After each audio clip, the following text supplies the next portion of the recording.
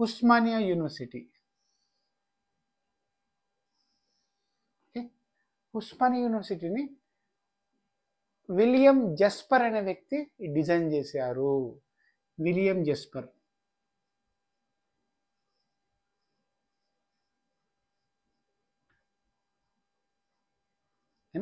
1917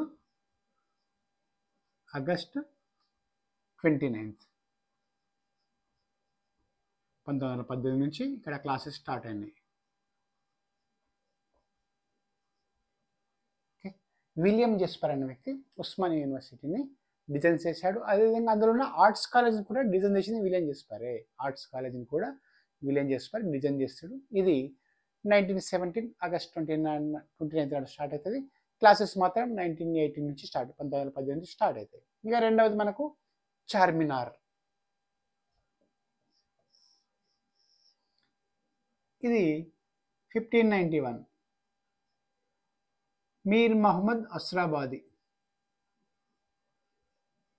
మీర్ మహమ్మద్ అస్రాబాది. ఓకేనా, 1591లో. హైదరాబాద్ కూడా సేమ్ ఇతని మీర్ మహమ్మద్ అస్రాబాది.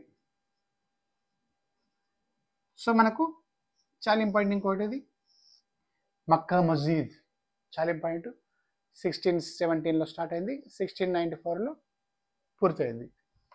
1617 to 1694 మక్కా మస్జిద్ కట్టడం.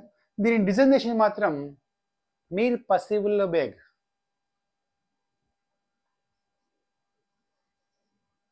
మీర్ పసివుల్లా బేగ్. అదేవిధంగా చౌదరి రాజయ్య. ఇక హైకోర్టు భవనం చూసుకుందాం ఫస్ట్ మనము. ఈ హైకోర్టు భవనాన్ని మాత్రము మనకు డిజైన్ చేసింది శంకర్ లాల్ జైన్. ఎవరు? శంకర్ లాల్ జైన్.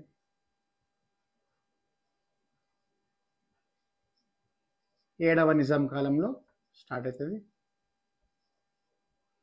అదేవిధంగా కంబైన్డ్ ఎర్త్ వ్యాలీ స్టేట్కు ఇది 1956 నుంచి హైకోర్టుగా పనిచేసింది. ఇక హుస్సేన్ సాగర్, దీన్ని హుస్సేన్ షా వలి అనే వ్యక్తి నిర్మించారు. హుస్సేన్ షా వలి. హుస్సేన్ షా వలి ఇతడు ఇబ్రాహిం కుతుబ్ షా యొక్క